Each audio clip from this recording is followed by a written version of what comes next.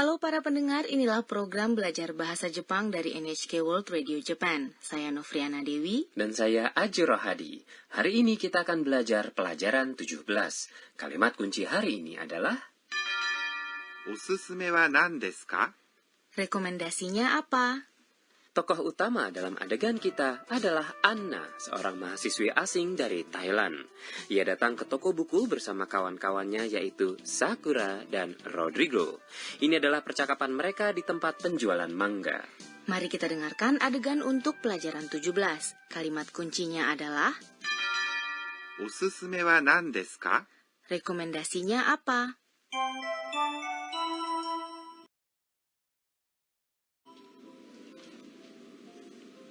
Ah, この本いいな。あれも面白そう。さくらさんのおすすめは何ですか？これはどう？ホラーはちょっと。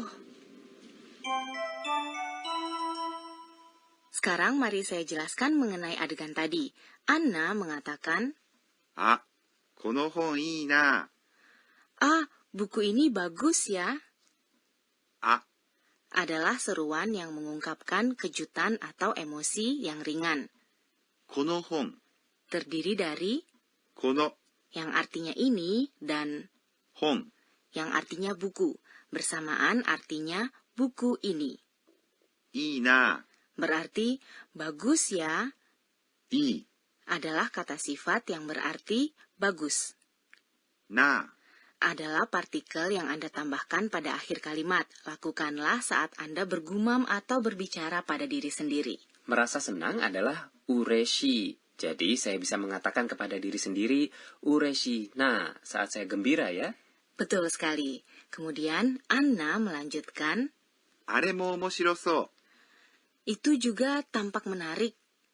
あれ Artinya itu も adalah partikel yang berarti juga.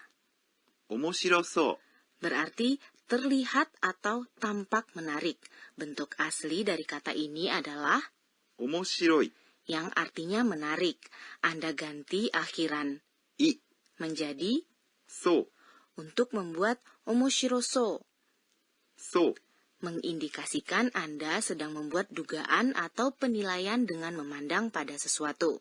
Kemudian Anna menanyakan kepada Sakura, さくらさんのおすすめは何ですか? apa rekomendasi Sakura? おすすめ Adalah rekomendasi. の Adalah partikel yang menghubungkan kata benda. さくらさんのおすすめ Artinya, rekomendasi Sakura は adalah partikel penanda topik. 何ですか? Artinya, apakah? Kini kalimat kunci hari ini adalah おすすめは何ですか? rekomendasinya apa? Ini adalah ungkapan yang berguna, jadi mohon mengingatnya. Sakura mengambil satu buku dan menyarankannya kepada Anna. これはどう? Bagaimana dengan ini? これ Artinya ini. Wa adalah partikel penanda topik. どう Adalah bagaimana menurut Anda? Ini adalah ungkapan untuk menanyakan pemikiran orang lain. Di sini, setelah kata ini, ですか? dihilangkan. Ini membuat ungkapannya menjadi informal. Ini adalah pertanyaan, jadi ucapkan dengan intonasi yang menanjak.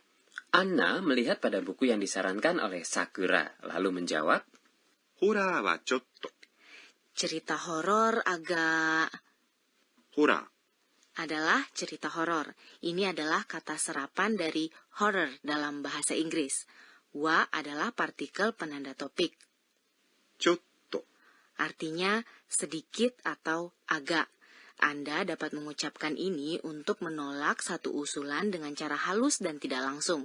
Setelah cotto, ekspresi negatif seperti misalnya sulit bagi saya dihilangkan. Anda gunakan ungkapan tersebut supaya penolakan Anda tidak terdengar terlalu keras. Saat Anda mengucapkannya, hentikan nafas selama satu ketuk setelah co. Cotto, kan? Jadi saat seseorang menawarkan sesuatu kepada saya yang saya tidak suka, saya bisa menolak dengan mengatakan cotto. Kini mari kita dengarkan lagi adegan untuk pelajaran 17. Kalimat kunci hari ini adalah おすすめは何ですか？ Rekomendasinya apa?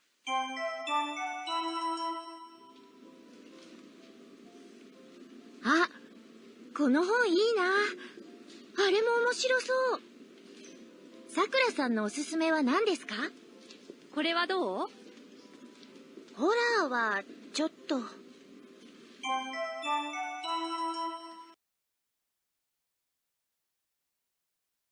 Sekarang waktunya pojok Sensei Oshiete.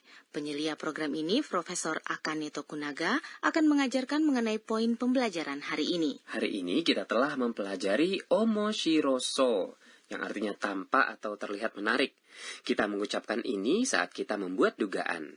Kita ingin mengetahui lebih lanjut mengenai cara menggunakan ungkapan seperti itu. 私が教えましょう。 Ia mengatakan, seperti dalam 面白そう。 yang artinya tampak menarik, jika Anda tambahkan そう。 setelah kata sifat, Anda dapat menyampaikan pendapat atau perkiraan Anda setelah Anda melihat atau mendengarkan sesuatu. Dalam pelajaran 13, kita telah belajar ada 2 jenis kata sifat dalam bahasa Jepang. Satu jenis disebut kata sifat i. Jenis ini berakhir dengan i, seperti 面白い。 yang artinya menarik dan 忙しい。 yang artinya sibuk. Satunya lagi adalah kata sifat jenis na. Jenis ini menggunakan akhiran na sebelum kata benda yang diterangkan. 暇。 Yang artinya menganggur atau tidak ada yang dikerjakan adalah satu di antaranya.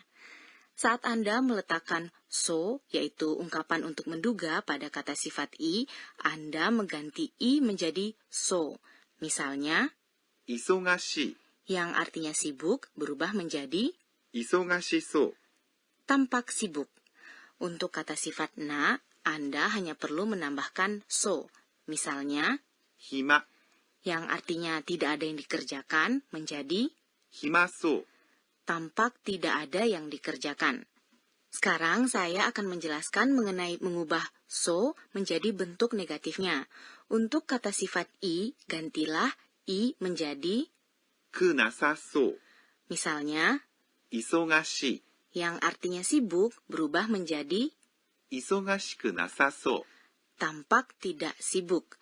Dan untuk kata sifat na, Anda letakkan ではなさそう。 setelah kata sifatnya. Misalnya, 暇。 yang artinya menganggur berubah menjadi 暇ではなさそう。 tampak tidak menganggur. Itulah tadi pojok Sensei Oshiete.